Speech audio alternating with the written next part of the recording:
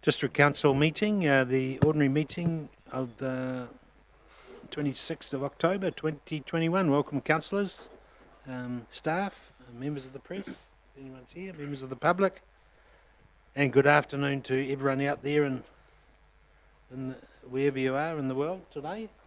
All good?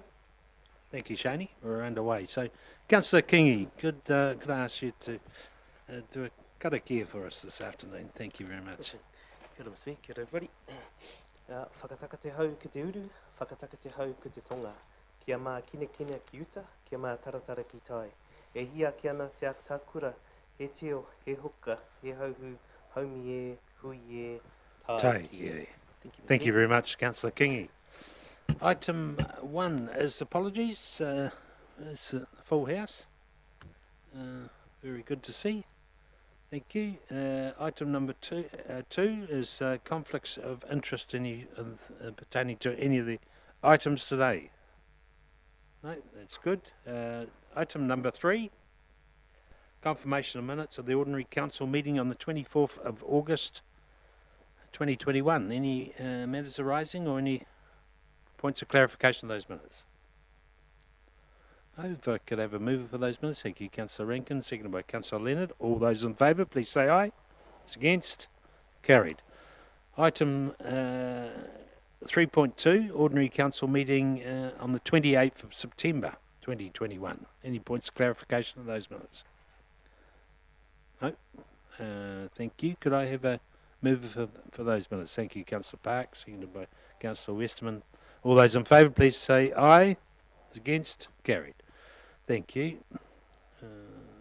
Item 4.1, confirmation of the dog control laws.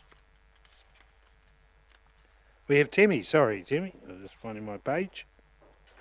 If it was on the computer, it would be a lot quicker. Timmy, good afternoon. Confirmation of the control of dogs bylaw 2021. Good afternoon, Timmy. Good afternoon.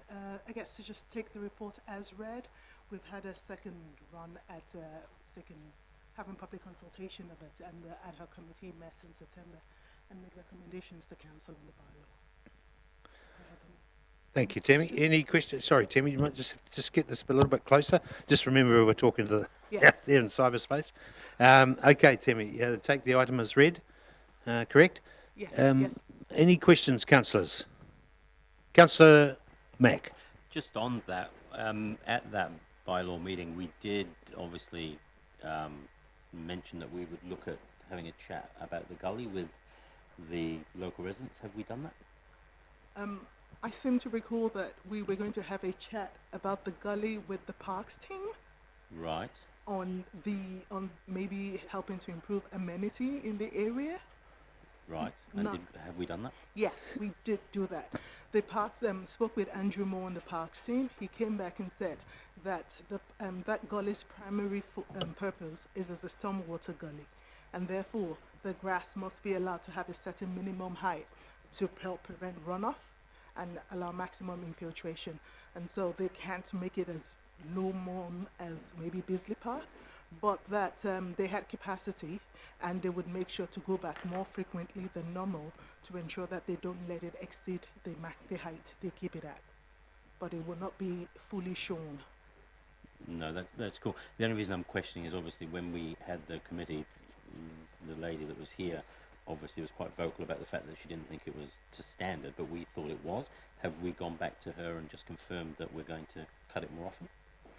No, we've not gone back to her and confirmed that we're going to cut it more often. We're just saying, and we will go back. We decided to hold up until council decides whether or not to adopt the recommendations before we didn't want to preempt a decision that was being made today. Okay, thank you. Okay, thanks, Timmy. So someone will go back to... Yeah, we'll go back to everyone who's made a submission. Cool. Oh, awesome. Thank you. Councillor Westerman. I'm just concerned about the general public opinion out at Acacia Bay, which seemed to be quite huge to retain that park as a leash-off area. And when I read through the report in more detail now, and I publicly put my preference in to council, I didn't feel that the information was as sort of detailed as what the response is now to us, because it talks about the ability for council to fulfil its obligations, the control of dogs, expressly forbids dogs from council's sports playing grounds, courts and children's equipment areas. I just don't think we went back to the public well enough and just saying, hey, look, we're between a rock and a hard place. This is actually the reason why the first decision was made. And, I feel we're a little bit compromised now, going back with the huge amount of people that said, hey, we're happy to have that area as a dog's off-leash, when maybe that wasn't sort of fully described to the public in Acacia Bay. I take your feedback on that. Certainly there is that argument to be made. The first proposal that went up did say that one of the reasons why we were looking at removing Beasley Park was because there was a children's playground area there, and that I guess we inferred that it was evident. And looking back, maybe we could have spent more time going into greater detail about it, but that was the reason why. It hasn't changed. We've just, because of this pushback, we've just gone to greater lengths to detail that reason, but it's always been there, and that's what we put through the first proposal as well. But I do take on that feedback, and next time we'll go to greater pains to just make it extra clear that we can't have both. In some places it's just a risk. Councillor Body? Oh, Okay. Councillor Taylor? thank you, Chairman. I same as Councillor Westerman. I just you read through the agenda item and you read the Dog Control Act. We actually don't have much choice in this. This is as you say, a rock and a hard place. Which I don't know whether bemused is the right word, but I'm intrigued that so many people in Acacia Bay would be wanting to keep this up when the law is quite clear that we have limited options available to us. And I just wonder whether, again, there is a lack of understanding that we are obliged to move in this direction based on what the statute is directing us to do. So really more of a comment than a question. Thank you, Councillor Taylor. Councillor Body? Thank you, Mr. Chairman. Could I just take this opportunity to thank our staff for the enormous effort they've put in to have this this bylaw actually passed, and I think what Councillor Taylor has said, and so I'm going to read out just a little bit as to where we as a council are required to take certain actions. And I find it interesting here, we talk about minimising danger, distress and nuisance to the community generally, avoiding the inherent danger and allowing dogs to have uncontrolled access to public places that are frequented by children, whether or not the children are accompanied by adults, enabling to the extent that is practical the public, including families, to use streets and public amenities without fear of attack or intimidation by dogs.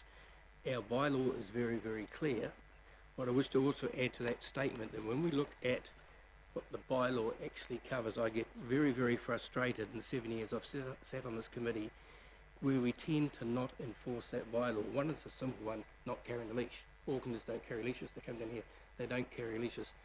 We tend to have it that we all go up to people and say, look, don't do that again, but you turn your back, they do it again. So I want to see that if this is accepted by council today, that we then take more actions to ensure that those bylaws are kept up. Thank you, Councillor Body. Any other questions or queries? Through the chair, just being on that committee, I just endorse, Councillor Body. So I understand where Councillor Westman's coming from, but really, obviously, I understand, with dog exercise areas, I like to have dogs off leashes, but with this bylaw, it's not banning dogs from that basic park. It's just they're on leashes. They can still be there on leashes. Cool. Thank you, Councillor Williamson. No other commentary? Okay. Through you, Mr. Chairman, I would move the recommendations 1 and 2. Very good. It's been moved by Councillor Body. Do I have a seconder, please? Seconded by Councillor Williamson. All those in favour, please say aye. Those against? Carried. Thank you. Thanks, Timmy. Item 4.2 is contract for Maraita water supply pipe renewal. And we have Tom.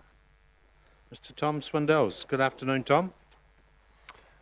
Afternoon, everybody. So today I'd like to request Council award contract for Maraita water supply pipeline renewal to Avalon Industrial Services from Hamilton for a sum of $616,000 roughly. I'll take the paper as read, but I'll just give you a quick summary of a few kind of key points. So this pipeline is effectively servicing our Mangakino community with drinking water. It comes from within the Maraita power station compound, where there's sort of an underground spring there that's Mercury owned land, and then it's pumped a couple of kilometres to our reservoirs and treatment plant.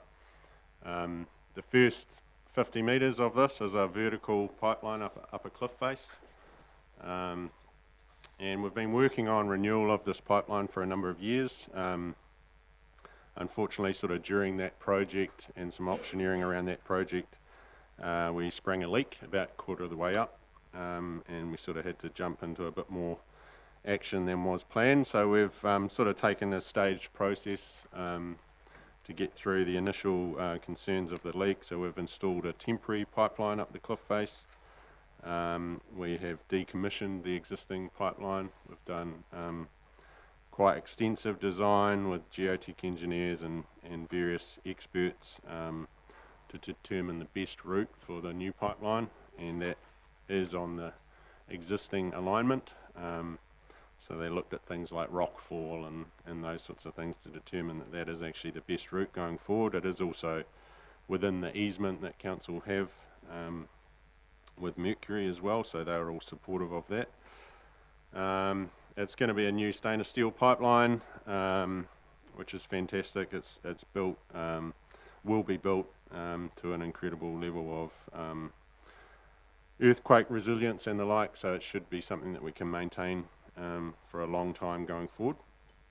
Probably one of the key kind of differences from other projects we've got in this space is this one we took a slightly different procurement approach, so we've gone down this sole source route, and in the paper we kind of detail the reasons for that, but I guess the key ones really is this is highly specialised work with a really limited contractor market.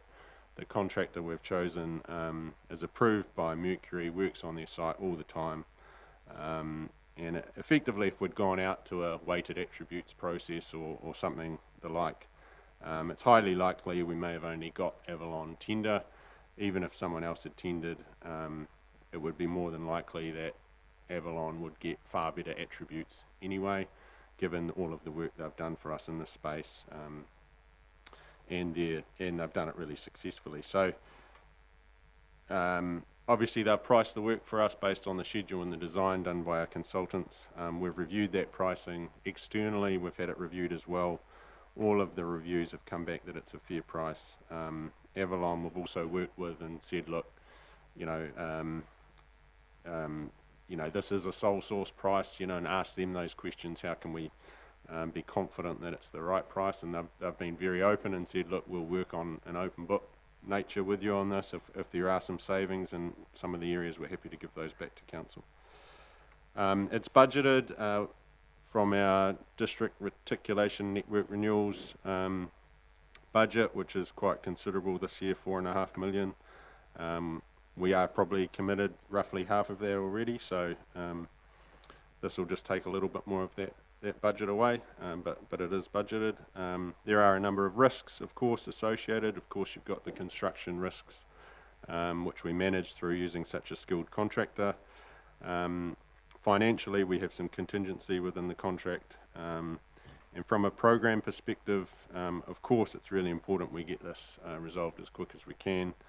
The temporary pipeline is not designed to be there forever, and there are some issues at the top and bottom where that temporary pipeline sort of joins into the older pipe. So we are trying to move this as fast as possible. It does seem like it's taken a long time to get here, but I suppose that's what happens with these sorts of detailed designs of complex projects, I suppose.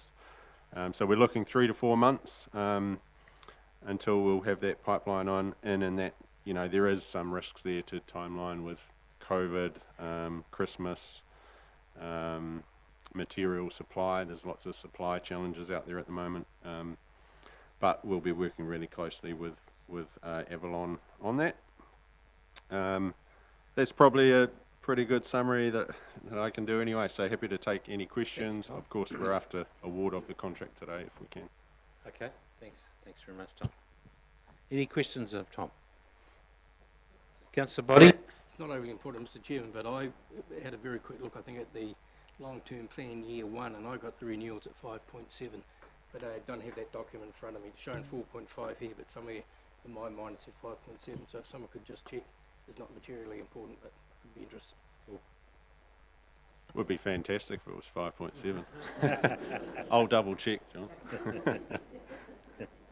Thanks, Tom.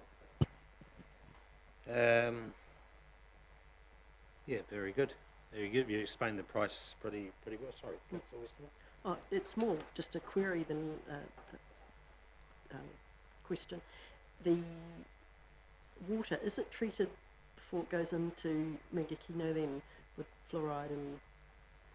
Yeah, so it's about 2 kilometres from the spring, and it's amazing quality water, beautiful water from the spring itself.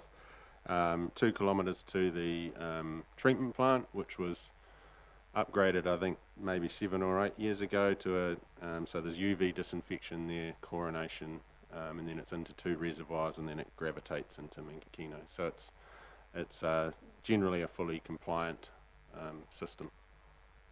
Quite a feat of engineering, actually, taking it straight up the...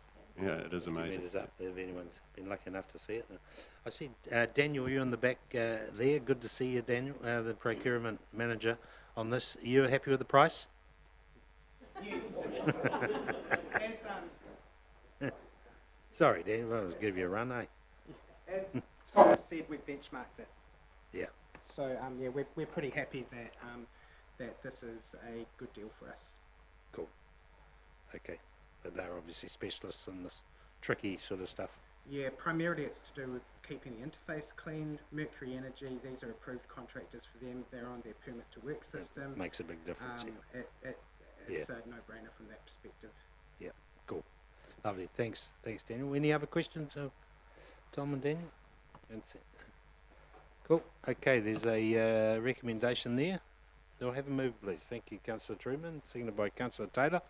All those in favour, please say aye. Those against? Carried. Thank you, gentlemen. 4.3, request for extension of the Turangi-Tongariro refuse transfer station operations. The 46, and we have a new face. Barbara. Oh, hello. Good afternoon, everyone. Good afternoon, Barbara. Welcome. I will take the document as read, but in brief, our contractor who run the Turangi and Omori transfer stations, Metallic Sweepings Limited, the current rollover expires at the end of January 22. So we would like to request an extension. There is another +1 on top of that we can use. But yeah, basically we are pretty happy with the contractor's performance so far, and yeah, we would like to continue working with them for another year and ensure the maintenance of the level of service delivery to the communities down there. Very good. Happy to take any questions. Thank you, Yeah. Barbara. I don't believe, have we met before? I'm not too sure. Just, We have, yeah. I might have been away. Sorry. Lovely to meet you anyway. Yeah, rubbish Yeah. things. Nice to have you here. Okay, thank you very much. Any questions of Barbara? Councillor Body. Just very quickly, this is for the transfer, it's nothing to do with the upgrade, would that be correct? Yeah, just the operation of the transfer station. Okay, thank you. Any other questions? Saw our Turangi councillors going to ask something, surely. No? Had too much lunch. All right, thank you, Barbara. Nothing else to Okay. report? No? Thank you. Just on a moment, Sorry, I'll just just get it through moved the first. chair, and it's Councillor just- Park. Just through the chair, and it is excluding GST, obviously, it's just not stated Yeah. in the recommendation. Thank you. Cool. And the existing operation's going well, obviously. So you're happy? Yes, yeah. Yeah, Yeah, I cool. work quite closely with them, and yeah, we haven't had any issues. Awesome, thank you. Okay, can I have a mover, please? Thank you, Councillor Mack, seconded by Councillor Kingy. All those in favour, please say aye. Those against? Carried. Thank you, Barbara. Thank you. Right, item number 4.4, to the Council's September performance report. Mr. Andrew Peckham is leading the way today. Thank you, Andrew. Kia ora tātou everyone. It's great to be here to present the Council's September performance report. You'll recall that before, I think back in July, we made a commitment to Council that we would reform our performance report and come back after a short hiatus over financial year end with a refreshed report. So you'll see the report, we're true to our word, we've come back and it looks quite a bit different to previous. It's a live document, in my view. This is our first draft, and I'm interested in your feedback on it, and I'm interested in that if it tells you what you need to know. My style with these things is I like this report to be a bit easier to read.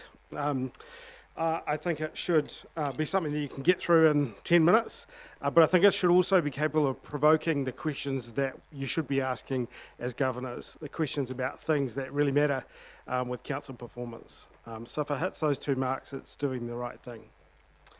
I don't like the approach of a needle in a haystack, and I feel that's sometimes the case with management reports in lots of different organisations. We give you a vomit of lots of different data from across the organisation, and we expect you to find the things that you should be asking questions on it. That's not my style, and so I'm pleased to have had an opportunity to make a change. I'm grateful to Gareth for supporting that. I'll talk you very quickly through the structure of the report. I know you will have read it, and then we can perhaps do some questions and things after that. The CEO's commentary, that'll look quite familiar to you. That's always been part of the report. Our intention there, and Gareth and I have discussed this, is that we want to highlight things in there where we think you should be focused, where we think there are particular risks at this point in time, and we've done that this time. We've highlighted in particular the capital program and the replanning that needs to happen on that to de-risk that and to make sure we have an achievable capital investment program in front of us. The second section of the report will speak to our strategic priorities. In this draft, we've just listed the strategic priorities as they were talked about in the two-day offsite that we've recently had with council and councillors and ELT. Our intention is that this table will transform in the next monthly performance report to really speak to our progress against those strategic priorities. We'll probably employ a traffic light system similar to how we're reporting on projects to try and say how we're going with each of those strategic priorities. Where did you get that idea? We love traffic lights. And then we will, there's 12 strategic priorities, so loosely our intention is to choose one strategic priority for each month of the year and deep dive into that strategic priority in a particular month. This month the deep dive really is around CapEx, but for example the month that we get our results back from our engagement survey, we might choose to deep dive into our strategic priority around having a world-class team. The third section is the bread and butter stuff for me, I guess. The financial summary, we've cut that down a lot. You'll recall that the previous performance report was very finance heavy. It had lots of different pages of P&Ls essentially for different activity groups within council. We've cut that back. That reporting's still produced, and it's still reviewed by management, but the intention is for us to review it, to pick out things that we think you really should know about, and to then draw them forward and draw them to your attention in this financial summary. Financially, we're pretty well on track. This year, we're well ahead on revenue. Some of that's due to more government grant revenue coming in, which you know all about. Some of it's due to more activity around building consents and water connections, you know about that, and operating expenditures tracking behind budget. Most of that's because of COVID, delaying maintenance plans and other things. So other than those disruptions that we already know about, financially we're pretty well on track in terms of P&L. The capital program, I've tried to highlight here the risks that we have with capital. So we have a capital project this year which runs to 108.4 million. That's more than triple what we successfully deployed last year at 35.6 million. It's a substantial increase. And I take my hat off to our infrastructure team who have really stepped up our capital deployment. We deployed a lot more capital in the first quarter of this year, 63% more than we did in the same quarter of last year. but there's still a massive step up to go. We have to step up effectively to a run rate of about 3 times, on average 3 times what we were deploying last year to hit our target this year. So that's a substantial increase. I think the problem, the tricky bit that we have with that is we also have these substantial headwinds, and I've tried to outline what those headwinds are in the report. They're mostly externalities which are outside of our control, or mostly outside of our control. And so we have some risks there, so we have to do a little bit of replanning.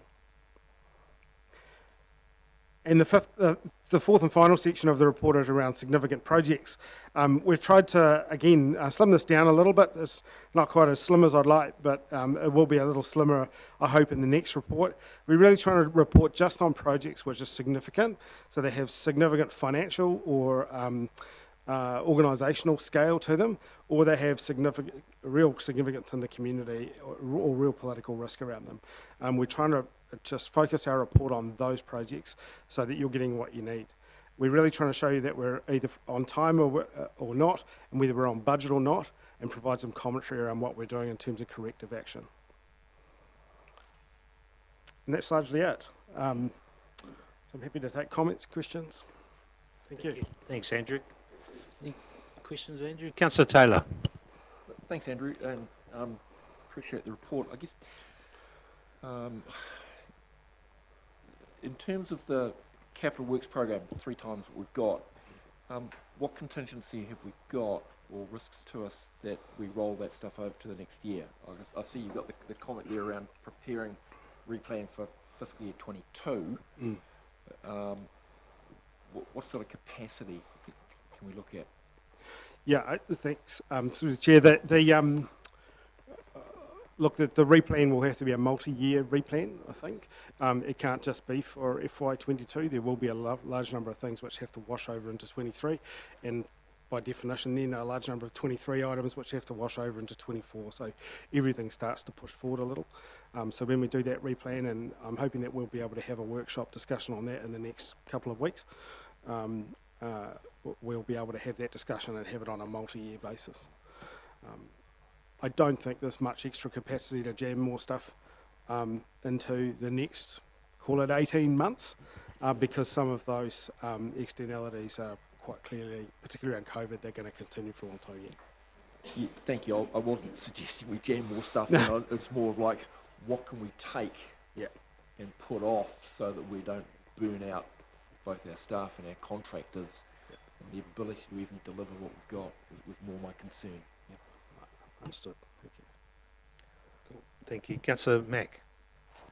Just on the meeting that we all had with the team on this 12 strategic priorities, obviously in all the groups we came up with these 12, but we all came up with maybe slightly different as to the priorities of the 12. Do you know, I know you're saying these are all the priorities, are you still going to have them in like a 1 to 12 priority? Because we sort of talked about that if one of them, let's take ways of working, was a high priority and we put a lot of effort into it, it would actually drip down into other priorities, if you like. Is that something that we're looking at doing, or how do the 12 work? Are you just going to work on all of them? Yeah, work on all of them is the answer, I think. We haven't had a discussion about how we would prioritise those from 1 to 12. The reality is we need to do all of those 12 things, and they are really only the top 12. There's not only 12, there's hundreds of different things that we're working on which are really important. So these are I think the 12 highest ranked things, but we don't see them as having a rank of 1, 2, 3, 4, 5 through to 12. We see them all as being concurrent things that we need to achieve. Thank you. Other questions of Andrew? Through the chair, just not so much a question. Obviously, I would have thought, obviously we all have to be realistic, notwithstanding COVID, and as you mentioned, the external circumstances around material costs, etc., etc. Having developed this, to adopt a long-term plan, obviously, it's all a matter of trying to get the right outcomes of priorities.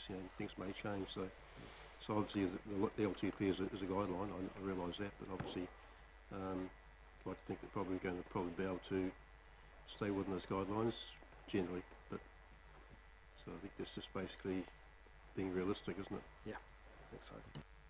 Thank you. Very good. Okay, thank you very much, Andrew, Gareth and team. Thanks. the report this afternoon. Appreciate that. And there's a... Chair, could I just- Oh, sorry, Councillor Body? I'm a little bit disappointed because I like, if I can't watch TV, to look at figures. Yeah. A lot of these figures have been taken away. I'm just wondering how important things like the Treasury report, where our till fund stands, Yes. something that you can compare your budget from the previous. You've got all your stop goes, you've reached in the orange, we've got no problem with that. Just how much detail we're now being given. Thank you for the reminder. Yes, the Treasury report is missing this month. It will be making a comeback next month. It'll be part of the financial section, section 3. I think the Treasury report's really important, but I want it to be in language and presented so that it is hitting the mark for everyone around the table. And I feel like that's a tricky thing to accomplish because some of the Treasury stuff which happens within this organisation is pretty complex. And I don't mean that as any sort of offence. It just is quite complex stuff to hold any sort of discussion on in any forum. So I want that to hit the mark. We're taking our time to get that right, but it'll make a comeback next month. Yeah, appreciate that. And I'm sure, as always, if there's any lines that are now not there, that were there before, and any councillors have any queries or missing something, they can come to you direct. 100%. I love that. It's great. Absolutely. Thank you. Thank you for that, and thank you for looking at streamlining all that, Andrew. Truly appreciate it. All right, there's the recommendation up there. Thank you, Councillor Guy. Was it okay with that? Seconded by Councillor Williamson. All those in favour, please say aye. Against? Carried. Right, 4.5, Council Engagements, November 2021. Shaney, no update? All as is? All right, could I have a mover, please? Thank you, Councillor Truman, seconded by Councillor Rankin. All those in favour, please say aye. It's against? Carried. Members' reports. Councillor Body, anything from your end? Yeah, Councillor Guy?